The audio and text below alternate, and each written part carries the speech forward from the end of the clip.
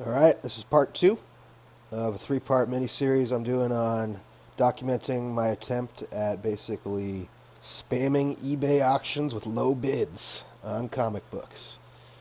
Oh, baby, baby. This book is very special to me, Adventures of the Fly #1. They're both about a very good in terms of condition, and I don't want to say too much about it. If you know the creative history behind this book, you know why this book is significant. Alright, I'll give it away. If you're a Jack Kirby guy like I am, and most people are, this guy right here, you see him? All I'm going to say is prototype issue, fellas. Yeah, he's like a Humpty Dumpty version of Spidey, man. Look at his fat ass. Pretty awesome. That on all these eBay purchases in this haul, I got somewhere between 25% and 75% of market value paid on the book. On most of these, it'd be more like 50%, and that's the result of these spamming these eBay auctions with hundreds and hundreds of bids, lowballing bids, and just picking up holes in auctions when I can. I will rape that eBay system, baby. Oh yes. Okay, now getting off the annoying price aspect of these books, let's get into these things, man, huh? Yes. Let's look at these. I read this last night. This Fantastic Four #112, and I've just been staring at this cover ever since I picked up this book. And the interior is cool, man. They basically just start battling right from the beginning. They start going at it. I'll actually show you some of the a couple of the pictures from the inside on this book. Why don't I do that? It's pretty cool. Look at that. Starts right from the start with the artwork, man. They just go right into it. I think you get the idea of it. It's very cool stuff. They battle basically the entire issue. The thing in the Hulk battle. Awesome. Cause it's clobbering time, baby. This Fantastic Four annual #1. Man, I've been trying to pick up a decent copy of this for a very, very long time. This is a really important book. If you're a fan of the Marvel Silver Age. It's got a great Fantastic Four origin story in 72 big pages. Silver Surfer #16. Pretty clean, about a very fine. Not the biggest fan of the Silver Surfer storyline from his series, but I do like the Silver Surfer artwork quite a bit. With, I believe I'm right this time, Jean Buscema. #11, again, is very fine. You can see the corners are pretty nice. Some spine ticks, but not too bad. All the way up to the corner again, some rubbing, but not too bad.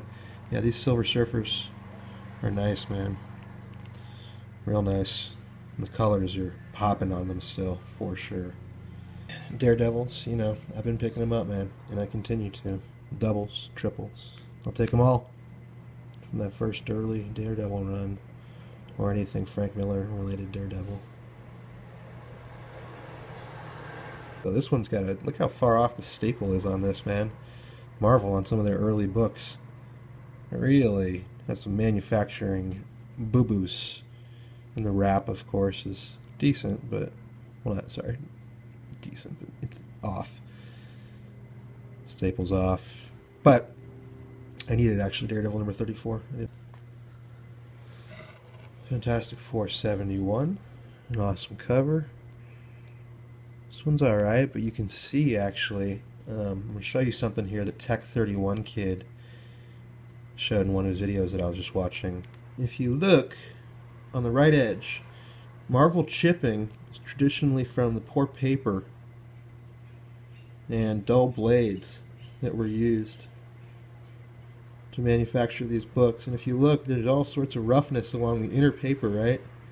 The cover's alright, but the inside looks like it's been torn almost as it was being separated during the manufacturing, and that's probably because of a really dull blade that needed to be replaced. Just wanted to show that. I think it's kind of interesting because that's what leads apparently to the Marvel chipping.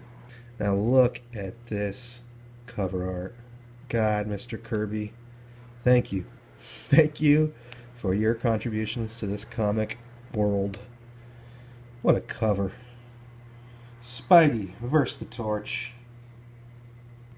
Thor up against Thing, Mr. Fantastic against Daredevil, the two cerebral of the more cerebral heroes of the Marvel universe. The intelligentsia, and then the brute strength and egos, and then a little bit more crafty and unusual powers. I like that. I like what they did here in this FF number 73. Very cool, man, and it's in nice shape. Nice book. 85, not one of my favorite covers. Haven't read it yet.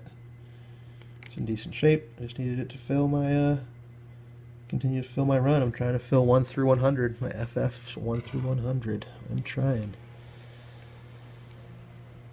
Number 88, another great cover. This one kind of looks like, if you know what I'm talking about, there's a Medusa, a classic Spider-Man, Amazing Spider-Man Medusa cover. It has the same white background and the green tentacles, and it looks just like that to me. I had to do a double take when I first saw this Fantastic Four 88. The cover looks very similar. Now, I don't think Kirby did the Medusa cover on the Spider-Man, because I think it was around issue 60 or so on Amazing Spider-Man, so that would not have been Kirby, but he's definitely doing it here. The similarity's striking to me. Very similar. FF number 94.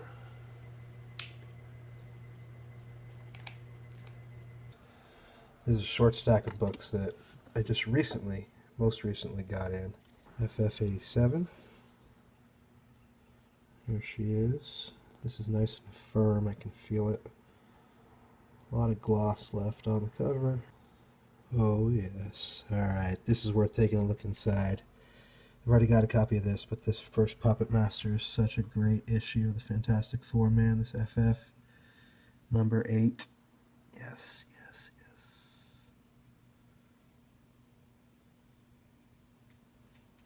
Let's take a look inside the Prisoners of the Puppet Master. Here's our splash page.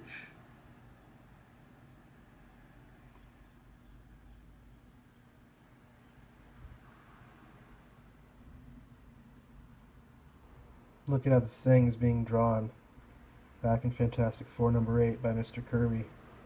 Very interesting to watch the evolution of that character's artwork. Jack Kirby said so many times, the Thing is me. And he's my favorite character, and a lot of people's favorite character from the Fantastic Four for that reason. In my opinion, he basically drives all of the Fantastic Four during the Silver Age, which basically makes him responsible for kickstarting all of the Marvel characters that we know and love today. Without him, without the Fantastic Four, which needed the Thing, there would be no others. So really, the Thing is the man. He deserves more respect, no? This is my reasoning. And here's where we get our first look at the Puppet Master. Here he is.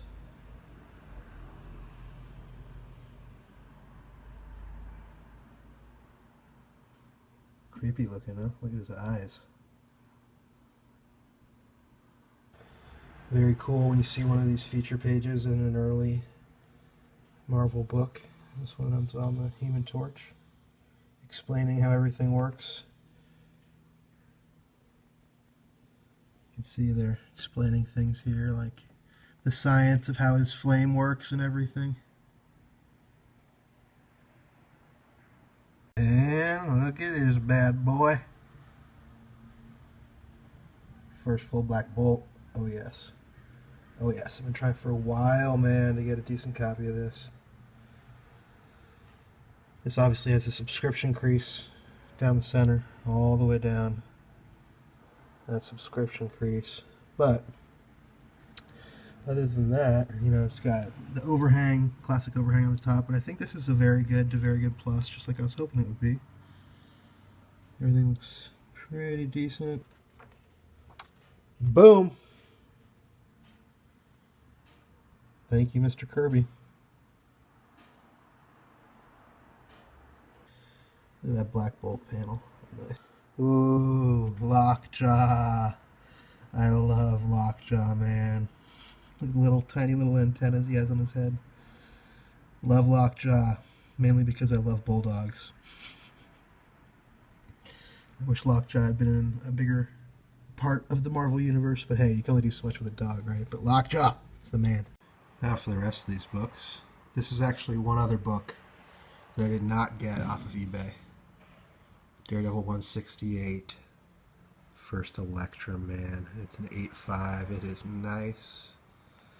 Nice, nice, nice. Let's take a close look at this bad boy, huh? This book is nice, man. Very nice. Happy to have this.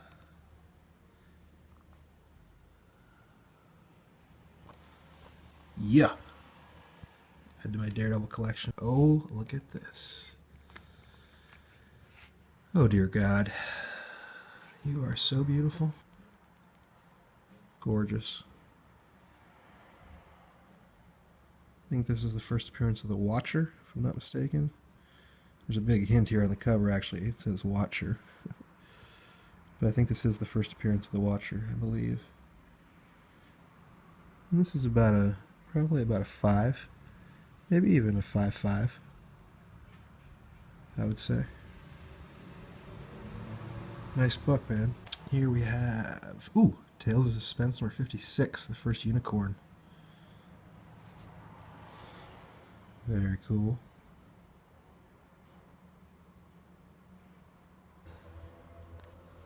Very nice.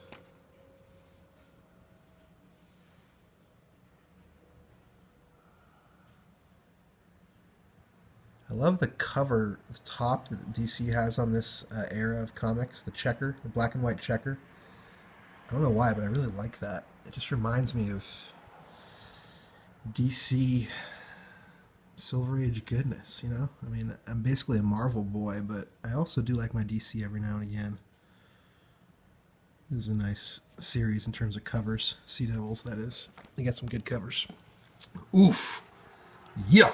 Forgot I got a nice one of this. A nice copy, nice for me at least, of Spidey 55.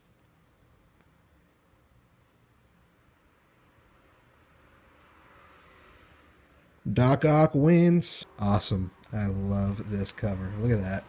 It's beautiful. Beautiful. Alright. And, ooh, yes. Tales to Astonish number 18. Gorgilla strikes again. You gotta watch out for them Gorgillas. They'll do that. Gorgillas will strike again. Stupid Gorgillas. I like this TTA number 18 quite a bit. And another awesome cover. Hulk 107. I actually got 2 of these because I love the Mandarin. I don't have enough books with the Mandarin, I realized. This is an awesome Mandarin cover. He's obviously using his rings here, as he should. Alright, and believe it or not, while I was filming that last video, another package showed up. They're just pouring in from this eBay madness. Amazing Spider-Man 128, The Shadow of the Vulture. Ooh, this X-Men 257 is a nice X-Men 257. I'd say this is at least a very fine. Nice crisp X-Men 257. And this should be from right around my era. Lady Mandarin. I am. Let's see. 1990. Yeah, this was right around when I started to look at comic books and comic cards. We got an Action Comics number 317. It's about a very good.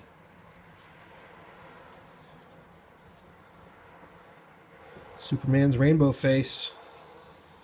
Show me rainbow face, Superman. This is from 1964.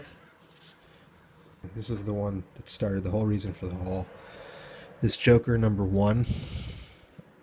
I think it's from the 70s, but you know, I just saw the cover and it intrigued me, man. I've been getting into more and more Batman stuff lately.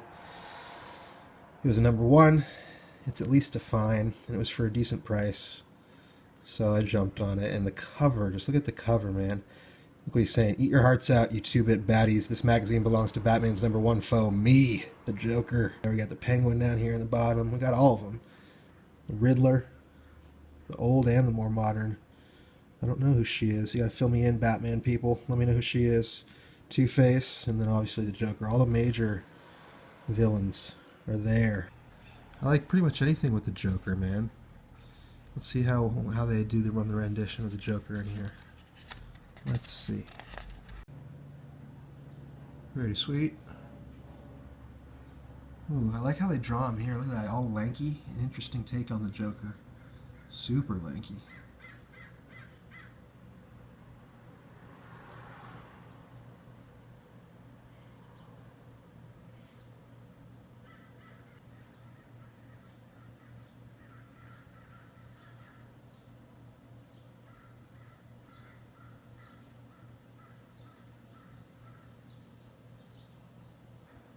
And with that, we will end the haul video. The book is in decent shape. Decent copy of Iron Man #2, but what do we have behind it? Oh yes! And I popped on this one. This is the only book in this lot, I think, where I paid full market value for it, just about. It's a 5.5. It is an Iron Man #1. Let your eyes not be deceived. There she blows. And I've been trying to get this book for a decent value, but you know, with the passing of Mr. Gene Colan, that's been just nearly impossible lately. And even before then, it was pretty hard. So instead, what I did was I looked for the grade of this book that I thought was fetching the best deal in terms of the average price for it. And that was a 5.5. And I was happy with this 5.5. The major issues with it are the rubbing, that you see here on in the center here. Unfortunately, right on Iron Man's belly there, you see his rubbing. Colors are still nice on it. Creamed off-white pages, so it says. Although I can't see it until I crack it out, which I probably will do, believe it or not, at one point.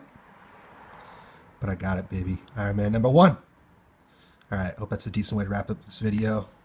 It's been some crazy eBay madness, people. Some crazy eBay madness.